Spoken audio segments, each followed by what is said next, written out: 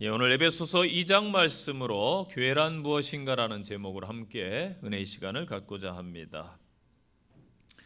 미국에 항공 우주국이 있습니다. 나사라고 잘 알려져 있지요. 최고의 과학자들이 모인 곳입니다. 세계 최고의 과학자들이 모여서 그곳에서 우주선을 만듭니다.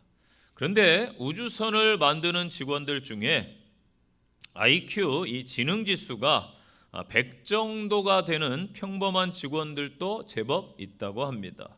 왜냐하면 우주선을 만들기 위해서는 단순 작업을 해야 될 부분도 많이 있는데 머리 좋고 많이 배운 최고급 두뇌들을 고용해서 그 일을 하게 했더니 불량 제품이 너무 많이 생산되었기 때문입니다.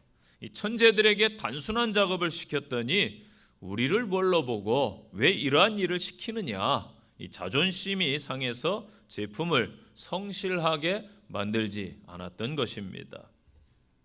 그런데 지극히 평범한 사람들을 고용해서 일을 시키니까 평범한 자신들이 이 나사라는 곳에서 우주선을 만들고 있다라는 큰 자부심을 가지고 얼마나 열심히 일하는지 모릅니다. 정성으로 제품을 만들어냅니다.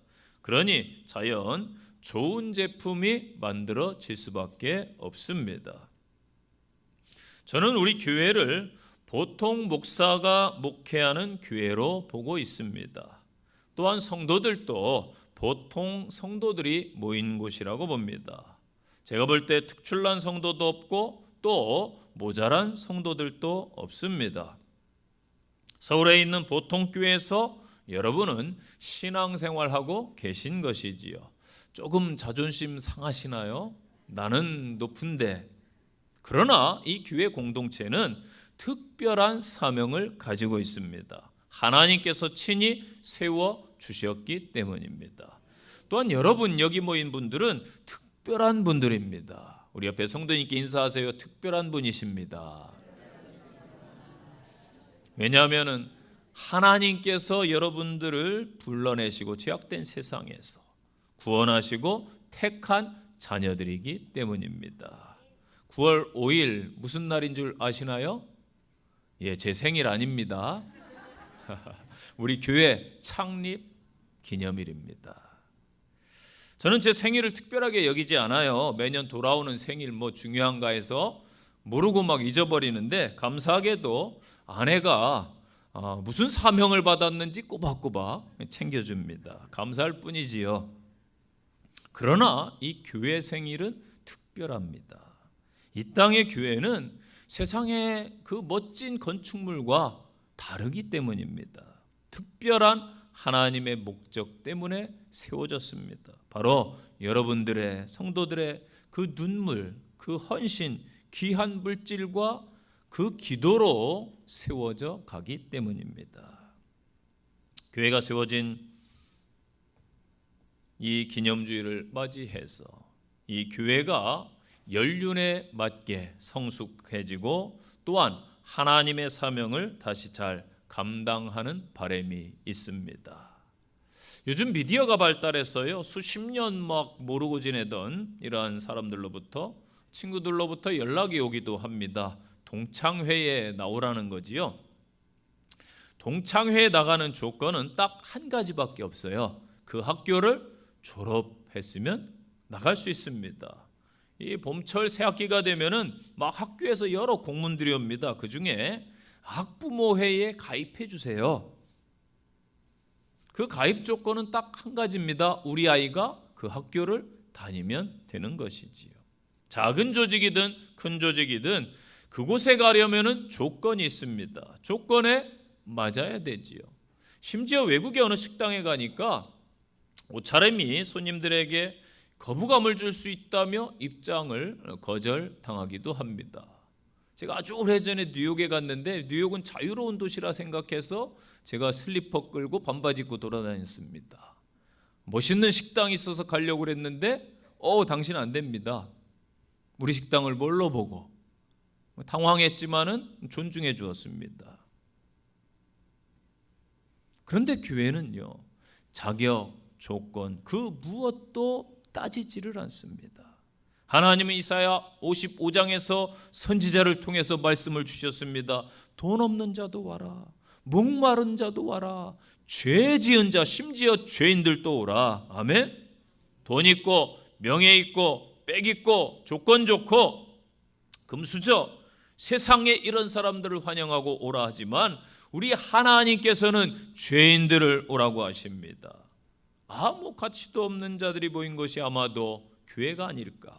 좀 모자라고 좀 부족하고 좀 없어도 하나님은 저희를 택하고 부르셨습니다. 저만 그런가요? 이 별로 안 좋은 말씀을 하면은 아멘 하는 분이 한 분도 없어요. 여러분 좀 뭐 똑똑하고 이래야 아멘이 나오나요? 좀 부족하고 좀 모자라고 때로는 교만하고 잘난 줄 알고 그런데도 하나님이 우리를 부르셨습니다. 물론 스스로 보기에 괜찮으신 분들도 아마 계실 거예요. 중요한 것은요, 한 공동체를 이루게 하셨다라는 것입니다. 교회는 천차만별의 사람이 있어요. 잘 사는 사람, 못 사는 사람, 많이 배운 사람, 적게 배운 사람, 뭐 교양 있는 사람, 뭐 교양 조금 있는 사람, 뭐 여러 다 어우러져서. 저는 비빔밥을 참 좋아합니다. 비빔밥 여러 재료가 어우러져서 그 한식의 독특한 맛을 내잖아요. 다 필요한 거예요. 여러 사람들 한 공동체를 이루게 하셨다. 아멘. 여러분은 교회를 어떻게 생각하시나요? 어떤 분들은 교회를 천국으로 기대합니다. 교회만 오면은 천사 같은 분들이 예쁜 깔끔한 옷을 입고 방긋방긋 웃으면서 어서 오세요, 어서 오세요. 안내위원들이 얼마나 친절하게 합니까? 집에 있는 누구와는 다르죠. 그러니까 그냥 좋아요. 그런데 교회 다니다 보니까 내가 기대했던 것, 교회 안에 미성숙한 사람도 보이는 것 같고 어머나 변화되지 못한 죄인들도 섞여 있음을 보고 실망하고 때로는 세상으로 돌아가고 떠나기도 하지요. 여러분, 교회는 천국이 아닙니다. 천국 갈 사람들이 훈련받는 곳이고 모인 곳이에요. 하나님 나라에 가야 천국이 이루어지는 것이지요. 또 어떤 분은 교회를 알라딘의 요술램프로 생각해. 우리식으로 표현하면 도깨비, 방망이. 교회에 오면은 무엇이든지 자기가 말만 하면 다 들어줘야 된다라고 생각합니다. 교회에서 왜 안 해주느냐? 이거 해줘야 되지 않느냐? 그러나 교회는요, 여러분의 모든 요구를 다 100% 수용해 줄 수는 없습니다. 그래서 그에 대한 불만을 품고 불평하는 사람들도 있지요.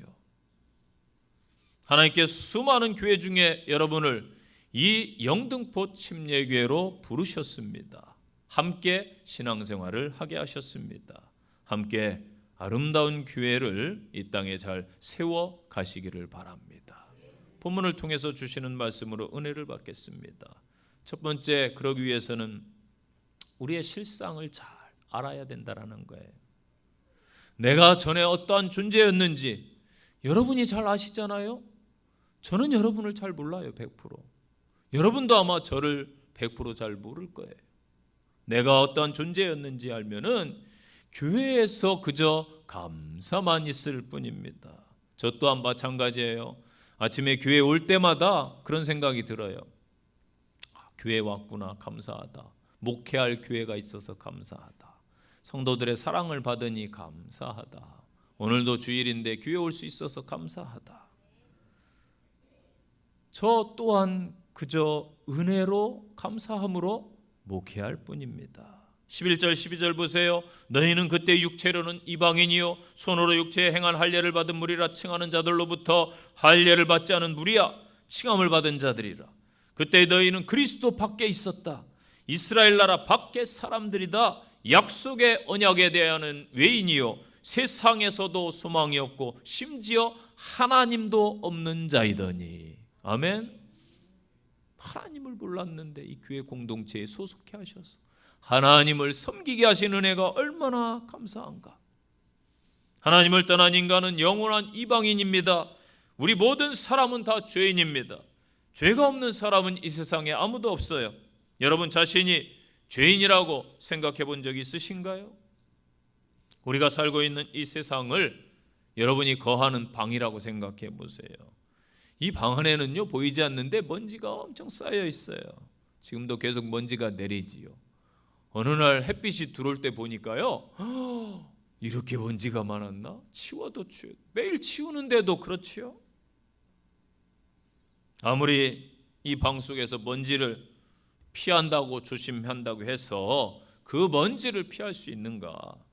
이와 같이 세상은요 죄로 인해서 완전히 부패하고 갈수록 악해져 가고 있습니다. 죄악이 더해가고 있어요. 범죄하여 타락한 인간이 조상 아담 안에서 그의 후손인 모든 사람들은 태어날 때부터 죄인이고 죄 가운데 살 수밖에 없는 존재지요. 그래서 이 죄라고 하면요 사람들 사이에서 지은 죄, 이게 우리가 생각하는 보통 개념이에요. 도덕, 윤리적인 행위들의 죄로 생각하기 쉬운데 성경에 보세요. 마음으로 미워해도 살인죄라고 그랬어요. 여러분은 마음으로 남을 미워한 적 없습니까? 요한복음 16장 9절 말씀해 보니까 죄에 대하여라 함은 저희가 나를 믿지 아니함이요. 아멘. 예수님이 말씀하신 거예요. 죄가 뭐냐? 나를 너희들이 믿지 않는 게 죄다. 천지 만물을 지으시고 우리 인생을 주관하시고 돌봐주시는 창조주 하나님을 외면하고 그분을 섬기지 못한 것이 얼마나 큰 죄인지 모릅니다. 창조주 하나님 예수 그리스도를 믿지 않는 것이 죄의 근본, 가장 큰 죄라는 거예요. 사람 사이의 대인관계의 죄는 별것 아니라는 것이지요. 하나님을 믿지 않는지 이 죄를 가지고는 누구도 천국에 갈 수가 없습니다. 죄의 값은 사망이다. 로마서 6장 23절이지요. 죄의 대가는 죽어 지옥에 가는 것. 이 세상에는 의인이 없어요. 하나도 없다라고 로마 3장 10절에 말씀하고 있습니다. 그렇기 때문에 우리 죄값을 치르기 위해서 대신 죽어줄 사람 이 땅에는 없습니다. 결국 범죄한 인간의 조상 이 아담 안에서 태어난 우리의 모든 인생은 하나님 앞에서 다 죄인이요 그대로는 다 영원한 사망인 지옥으로 갈 수밖에 없는 존재라는 거예요. 요한계시록 21장 8절 보세요. 그러나 두려워하는 자들과 믿지 아니하는 자들과 흉악한 자들과 살인자들과 음행하는 자들과 점술가들과 우상 숭배자들과 거짓말하는 모든 자들은 불과 유황으로 타는 못 곧 지옥불에 던져지리니 이것이 둘째 사망이니라. 아멘. 하나님은 사랑으로요 우리 죄를 그냥 용서해 주실 수 있을 것 같은데, 그러나 하나님은 공의로운 속성이 있는 분입니다. 공의의 하나님이시기 때문에 우리의 죄를 해결해야 했어요.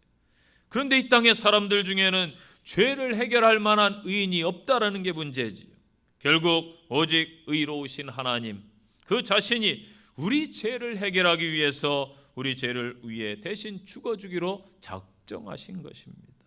하나님은 영이시기 때문에 우리 죄값을 공정하게 치르기 위해서는 인간과 똑같은 뼈와 살로 된 육체를 입으시고 이 땅에 오셔야 했던 것입니다.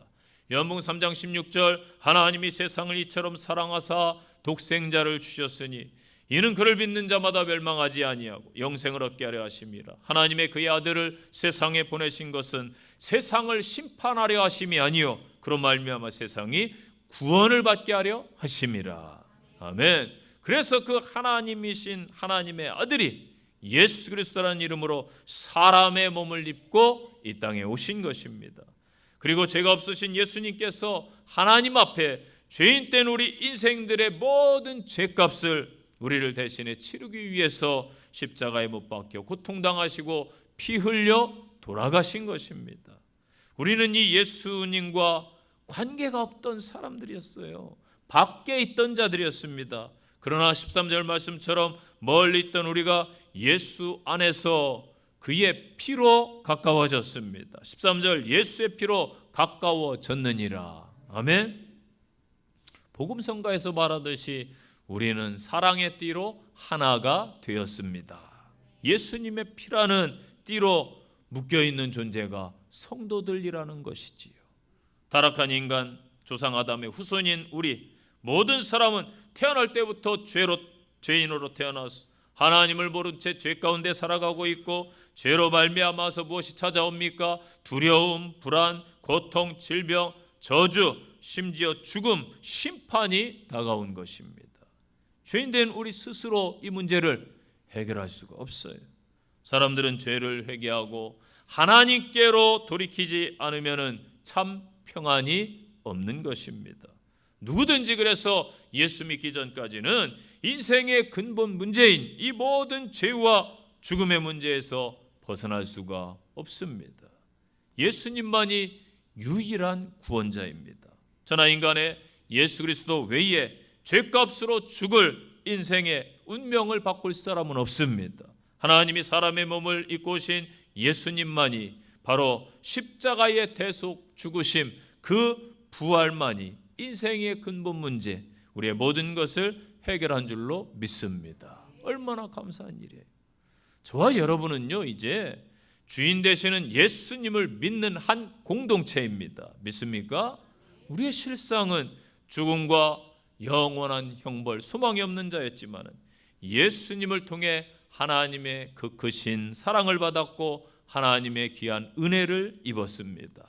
감사함으로 성도 한 분 한 분이 영침의 좋은 공동체를 잘 이루어 가시기를 간절히 축원드립니다. 두 번째는 하나님의 권속이 되어야 됩니다. 이 아이들을 키우다 보면은 이 아이들이 애착 인형을 갖고 있는 경우가 있어요.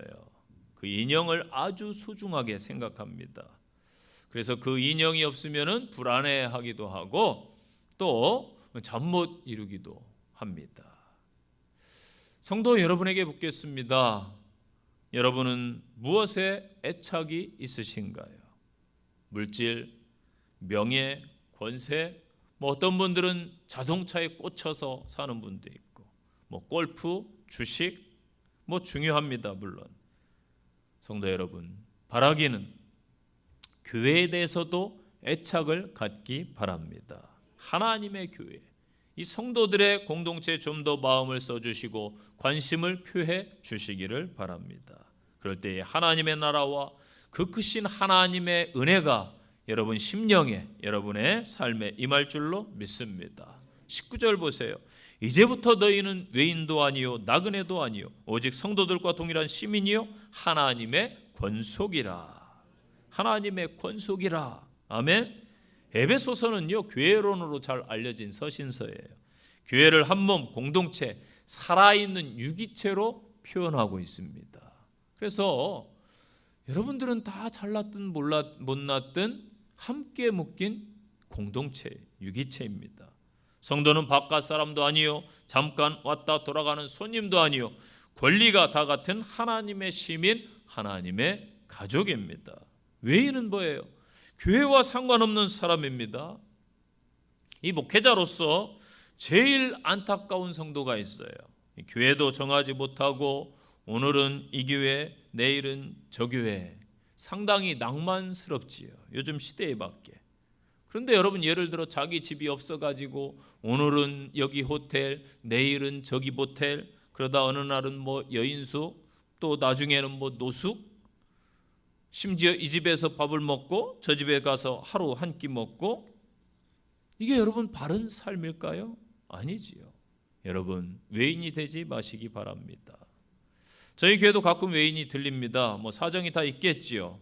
아마도 교회를 정하지 못하고 요즘 탐색하는 시대이기도 합니다. 그러나 여러분이 찾는 이상적인 좋은 교회는 죄송하지만 이 땅에 없어요. 일꾼이 필요한 교회는 혹 있습니다. 그런 교회 가셔서 여러분들이 귀한 일꾼이 되시고 또 좋은 교회를 만드시기를 바랍니다. 흔히 이렇게 기도하죠. 우리가 하나님 우리 교회 좋은 교회 되게 해주시고, 기도하는 여러분이 좋은 교인이 되면은 좋은 교회가 되는 겁니다. 좋은 존경할 만한 영적인 멘토를 만나게 해주세요. 여러분이 좋은 영적인 멘토가 되어주시면 됩니다. 언제까지 떠넣어드리는 밥을 먹어야 됩니까? 신앙생활은요, 예수님 만나서 예수 그리스도를 영접하고 기초 공부를 하고 거의 한 6개월 제자 훈련 받고 또 침례를 받고 많은 사람들 앞에서 고백하죠. 내가 한 공동체 일원으로서 함께 신앙생활 하겠습니다. 초대교회부터 계속 지켜오던 전통입니다. 예수님의 명령이기도 하고요. 그러면 1년 정도 아무리 훈련을 하는 교회도 기본 신자 1년 정도 걸린다고 그러죠. 6개월에서 1년 정도 교회 다니셨으면은 이제는 가서 복음을 전해야 됩니다. 내가 들은 이 복음, 내가 가지고 있는 이 복음을 전해 주어야 되겠죠. 또 그게 제자 삼는 일입니다. 예수 이름으로 선포하고 담대히 나가야 됩니다. 여러분, 군대 가면요, 훈련병이라고 그래요. 나이가 많건 많이 고학력이든 뭐든 계급이 높든 뭐하든 훈련병은 다 훈련병이에요. 그런데 기본 기초 군사 훈련을 대부분 받아요. 그래서 4주에서 6주 받는 경우가 있고, 특수한 부대는 제가 보니까 한 달 보통 3개월 받고 6개월까지 받는 부대가 있어요. 그 다음에 우리나라에서 유일하게 1년 동안 또 훈련만 받는 그러한 부대도 있습니다. 1년 동안 전혀 외부 접촉을 못하고 훈련만 받습니다. 그런데 그런 경우 없어요. 딱 한 부대예요. 그 다음에 대부분 거의 90%는 4주 그렇게 훈련받고 부대, 자기 자대라고 그래요. 자기 부대로 배치받아서 적성에 맞게 가죠. 가면은 처음에는 다 어리버리해요. 뭐가 뭔지 모르잖아요. 그런데요, 3개월만 지나면은 다 들어옵니다. 부대가 6개월 지나잖아요. 다 알아요. 사람들 1년 지나면은 밑에 후임병들 들어오면 다 지시하고 가르쳐요. 누구나 다 그렇게 합니다. 아마 남성분들 군대 갔다 오신 분들, 여성분들은 그럼 직장을 생각해 봅시다. 직장이나 사업장에서 1년 동안 여러분들의 사수가 쫓아다니면서 알려주는 직장 있어요? 그러면 무능하다고 쫓겨납니다. 사업장에서 직장에서 1년간 훈련시키는데 거의 없어요. 한두 달 수습딱지 떼면은 안 알려줘요. 공무원들도 안 알려준대요. 스스로 알아서 해야 되는데. 그게 사회입니다, 여러분. 그런데 오늘날 교회를 보세요. 몇 년 다니셨어요. 심지어 몇십 년 다녔는데도 스스로 하지를 않아요. 여러분, 손님이 되면 안 되는 거예요. 손님은 손님일 뿐입니다. 나중에 천국에서도 여러분 손님 될 거예요. 책임의식도 없고 공동체 의식도 없고 주인의식도 없어요. 볼일 보고 나가면 끝입니다. 여러분이 손님 같은 생각으로 신앙생활 하신다면 성경적 교회의 구성원이 절대 될 수가 없어요. 우리는 예수님의 십자가 보혈로 구원받은 하늘나라의 시민, 천국 백성인 줄로 믿습니다. 하나님의 권속이라. 하나님의 자녀는요, 하나님의 권세를 가지고 있어야 돼요. 하늘과 땅의 모든 권세를 하나님이 교회 공동체 일원에게 주신 줄로 믿습니다. 사람은 그래서요, 자기 신분에 맞게 행동을 해야 되는 것입니다. 아이는 아이답게, 어른은 어른답게, 남편은 남편답게, 아내는 아내답게, 대통령은 죄송하지만 대통령답게 행동해야 존경받아요. 국회의원은 국회의원답게 행동해야 존경받아요. 목사는 목사답게, 장로님은 교회에서도 장로님답게, 권사님이라면 권사님답게, 성도라면 집사님이라면 집사님답게 성도답게. 아멘. 하나님의 자녀된 여러분은 어떻게 행동하며 살아가고 계신가요? 하나님 자녀의 신분에 걸맞는 믿음과 생활과 그러한 행동을 하고 계신가요? 이 뉴욕의 시니사이드에 있는 어느 공장에서 있었던 일화입니다. 어느 날 사장님이 어떻게 하면 회사를 좀 어떻게 잘 해볼까 고민하다가 부탁을 해서 자기와 똑같은 인형을 하나 만들어 달라고 그랬어요. 고무 인형을 만들어 달라고 해놓고 자기와 똑같이 크기도 똑같이 만들고 거기에 사진 인화해서 자기 얼굴을 붙여놨습니다. 그러니까 사장님이 서 있는 거예요, 인형이. 그러면서 모든 직원들을, 사원들을 불러놓고 그렇게 일장연설을 했습니다. 일하다가 누구든지 짜증이 나고 화가 나면 이 인형을 두들겨 패라. 그렇게 했어요. 그런데요, 그날부터, 당일날부터 인형이 그냥 직공들에게 하도 두드려 맞아가서 일주일 만에 교체했대요. 점차 직공들뿐만 아니라 회사의 간부인, 상무, 과장, 부장님들까지 공장에서 그냥 일주일에 몇 번씩 두드려 패더라는 것이죠. 그런데 놀라운 것은 이 인형을 세워놓은 다음부터 이 회사의 작업 능률이 28% 향상되었다고 합니다. 또 회사의 분위기가 아주 좋아졌다고 그래요. 자, 사장이 자신을 내려놓고 직원들과 하나 되고자 하니까 이 회사가 좋아졌다라는 것입니다. 우리는 한 가족입니다. 하나님 아버지를 모시고 사는 성도들입니다. 외인도 아니요 손님은 더더욱 아닙니다. 무관심이 이 시대에 물론 편하지요. 그러나 교회 공동체는 소속감이 있어야 됩니다. 오늘 안타깝게도요, 한국 교회에 가장 큰 두 가지 폐단들이 있어요. 하나가 철새 교인들, 여기저기 교회 옮겨 다니며 탐방하는 성도들이 의외로 많다고 합니다. 물론 그들 나름대로 이유가 있겠지만은 하나님께서 기뻐하시지 않는 건강한 성도가 아니에요. 병든 신앙입니다. 분명한 정체성, 소속감을 가지고 신앙생활을 해야 되겠지요. 외인으로, 손님으로 무관심하게 교회 다니면 안 돼요. 내 교회 함께하는 성도라는 귀한 생각을 다시 하시기를 바랍니다. 함께 신앙생활하며 함께 천국 갈 자녀들입니다. 그 다음에 또 한 가지 우려되는 일이, 특징이 현재 코로나 이후에 가나안 성도가 많아졌다라는 것입니다. 가나안, 뒤에서부터 해보세요. 안 나가. 교회 안 간다는 거예요. 교회. 나는 하나님은 믿어. 그런데 교회에 대해서 실망해서 우리의 책임도 커요. 목사들의 책임이 먼저입니다. 교회를 안 나간다는 거지요. 물론 교회가 여러분의 마음에 다 맞지 않을 수도 있어요. 그렇다고 해서 이 땅에 교회가 필요치 않은 것은 아닙니다. 교회를 부정하면 안 되죠. 왜? 예수님께서 내 교회라고 말씀하셨어요. 주님이 친히 세운 그 핏값으로 이 땅에 교회를 세워주셨기 때문에 교회가 이 땅에 필요한 거예요. 거룩한 성도들이 이 땅에 필요한 것입니다. 여러분이 그 주인공들이 되셔서 하나님 나라의 권세를 사용하는 권속들이 되시기를 간절히 축원드립니다. 세 번째는 화평의 공동체를 이루어가야 됩니다. 자, 사람이 모이는 곳에는 늘 잡음이 있어요. 다툼도 있습니다. 가정도 싸우고요. 친한 친구도 싸웁니다. 동창회 좋게 모였다가 싸우는 경우 많다고 그래요. 술 먹고. 실제로 그 전에 커피숍에 갔는데 어르신들이 요즘에는 커피숍도 많이 오시더라고요. 들어오시더라고요. 딱 봐도 80세 가까이, 나이를 이렇게 짐작하기는 어려워요 요즘에. 그런데 보니까 80은 80은 넘으셨을 것 같아요. 근데 말씀 잘 하시다가 갑자기 큰 소리가 나는 거예요. 그래서 제가 깜짝 놀랐어요. 어르신들도 싸우시는구나. 저는 안 싸운 줄 알았거든요. 싸우는 어르신을 잘 못 봤어요. 늘 존경하는 어르신들이 많아서.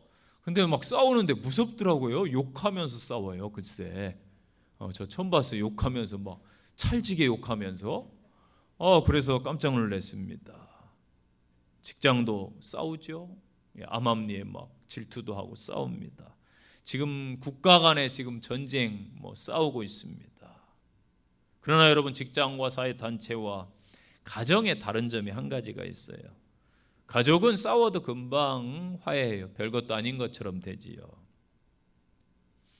이래야 됩니다. 저는 바라기는 세계 지구촌이 다 이제 한 가족이라고 그랬잖아요. 세계 곳곳에서 벌어지는 전쟁이 속히 끝나고 평화가 오기를 기도합니다. 분열과 다툼이 그치고 하나됨이 오기를 기도합니다.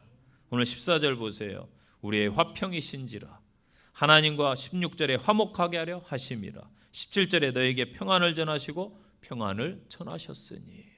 반복해서 말씀들이 나오는데 이 화평, 화목이라는 단어가 중요합니다. 평화. 자, 예수님은 하나님과 사람 사이에 중보자가 되셨습니다. 화목제물로 친히 자신을 드리셨지요. 그 은혜 때문에 우리는 하나님과 평화를 누리게 된 것입니다. 하나님과 화목한 거예요. 우리가 속한 이 교회, 이 땅의 교회가 먼저 화목해야 됩니다. 먼저 평안해야 돼요. 그래야 다른 사람들에게 예수님의 화평을 전해줄 것이 아닙니까? 바울처럼 나를 본받는 자가 되라. 저는 바울의 위대한 점이 그거라고 봐요.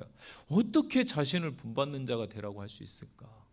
저는 감히 여러분에게 그런 말 못해요. 제가 부족함을 알기 때문에. 우리 교회가 평안하고 화목하고 화평해야 나가서 자신 있게 선포할 수가 있는 것입니다.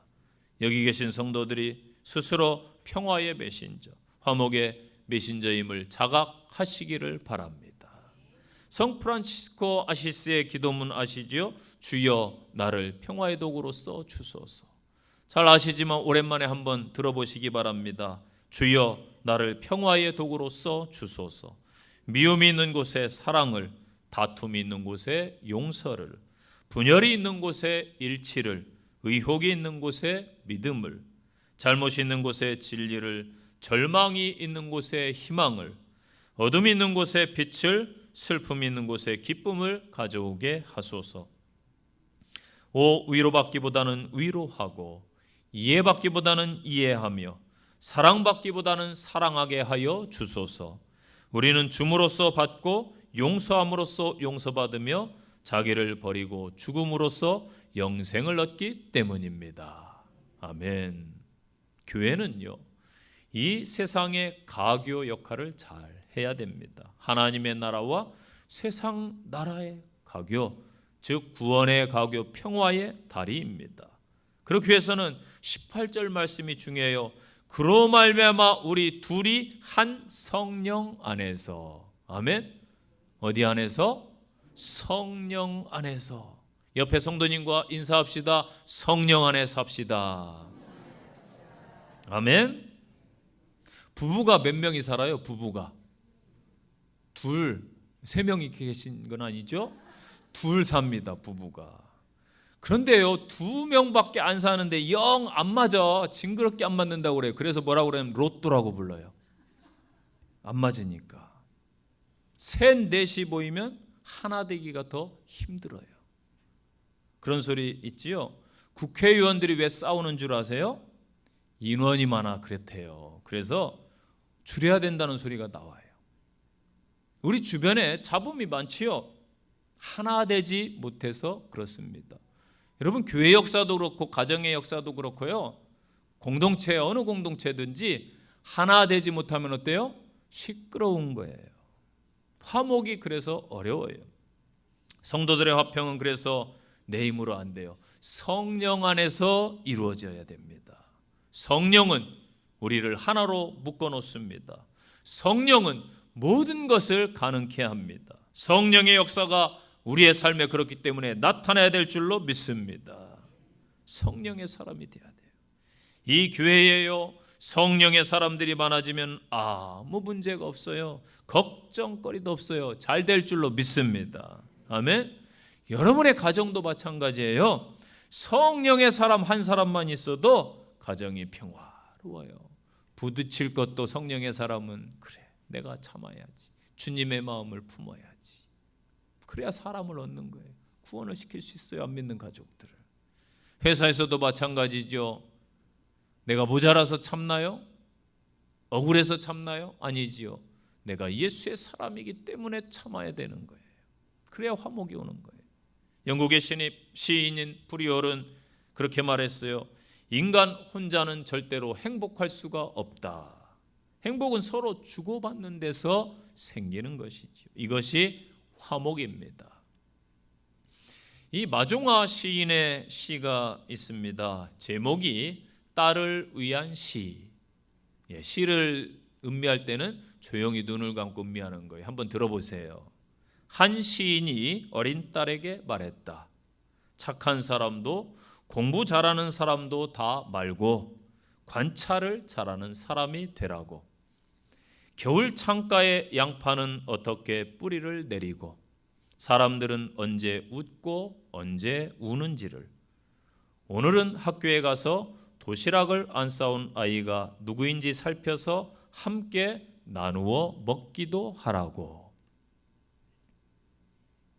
지금 시대와 안 맞는 시일 수 있어요. 급식 주고 뭐 도시락이 뭔지도 모르는 그러한 시대 아닙니까? 그러나 저희 세대까지 학교에 도시락을 못 사오는 친구들도 많았습니다. 그러면 어떻게 했을까요? 같이 나눠 먹는 정이 있었어요. 서로를 챙겨주고 위해 주었지요. 그게 한국의 문화예요. 가치관이 바뀌었다고요? 세상이 변했다고요? 여러분, 세상이 변한 게 아니라 뒤집어진 거예요. 잘못된 거예요. 우리의 눈이, 우리의 마음이 다시 이랬으면 좋겠습니다.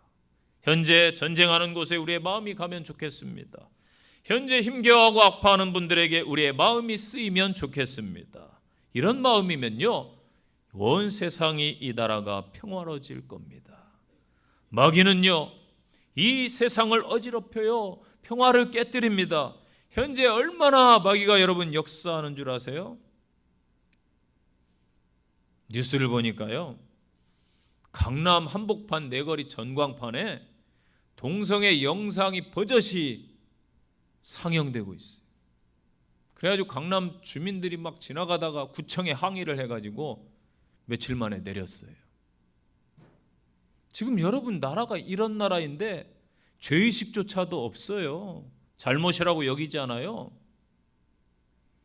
여러분, 대다수가 불편해하면은 왜 대다수가 피해를 봐야 됩니까? 물론 소수의 의견도 존중해야 돼요. 그러나 대다수가 피해를 보면 안 되는 것이지요.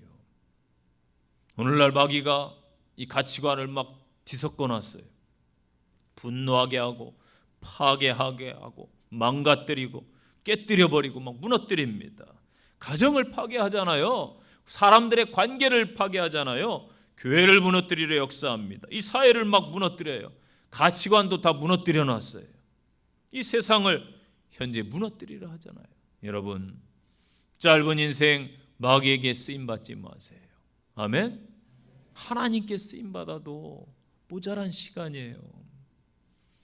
여러분의 인생이 어떻게 될지 어떻게 합니까? 저도 목회하면서 수많은 사람들을 장례식 치렀어요. 저한테 목사님 천국 가겠습니다, 안녕히 계세요 하고 가신 분 없어요.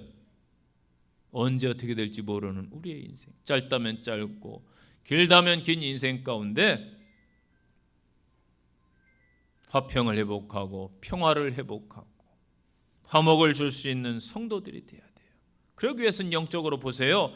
성령의 사람들이 많아져야 회복되는 거예요. 성도 여러분, 지금 마지막 시대예요. 이 마지막 시대에 성령의 사람이 되셔서 하나님의 뜻을 이 땅 가운데 세우시기를 축복합니다. 결론의 말씀입니다. 하나님께서 일찍이 이 교회의 창립 멤버들을 부르셔서 이 교회를 이 지역에 세우게 하셨어요. 돌아가신 분들도 많아요. 훌륭하신 분들. 또 지금까지 섬기고 계신 헌신자들도 많습니다. 그리고 이제 여러분들을 부르셔서 이 교회 공동체의 일원이 되게 하셨습니다. 하나님께서 원하시는 것을 힘써 지켜가는 교회를 저와 여러분이 이루어야 합니다. 하나님의 마음을 기쁘시게 하는 교회, 하나님의 목적에 합당한 교회, 주보에 나와 있는 대로 꿈과 행복이 있는 교회로 만들어 가야 됩니다. 소망이 없던 죄인된 우리를 부르신 은혜를 감사합시다. 손님이 아닌 주인이 되어 하나님의 합당한 권속들이 되시기를 바랍니다. 주님 오시는 그날까지 화평과 평화를 이뤄가는 공동체의 귀한 성도들 되시기를 다시 한번 축원드립니다. 적용의 말씀입니다. 첫째, 나는 이 교회를 어떻게 생각하시나요? 한 주간 진솔하게 자신을 돌아보시기를 바랍니다. 두 번째 적용입니다. 나는 이 교회의 외인이요 손님입니까? 아니면 주인입니까? 권리와 책임을 함께하는 성도들 되시기를 바랍니다. 세 번째 적용입니다. 화평이 왜 중요할까요? 내가 먼저 가정에서, 사회에서, 교회에서 화평의 피스메이커가 되시기를 바랍니다. 기도하겠습니다. 하나님 아버지, 일찍이 성도들의 눈물과 기도로, 물질로, 자신을 드린 헌신으로 이 교회 공동체를 세워주심에 감사합니다. 또한 뒤늦게 많은 사람들을 부르심에 감사합니다. 하나님을 온전히 섬기며 따르며 하나 되는 공동체 되게 하옵소서. 주님 주신 사명을 기쁨으로 감당하는 건강한 교회가 되게 하옵소서. 한 주간 세상으로 파송됩니다. 성령님 동행하여 주시고 주의 자녀들을 인도해 주시옵소서. 예수님 이름으로 기도합니다. 아멘.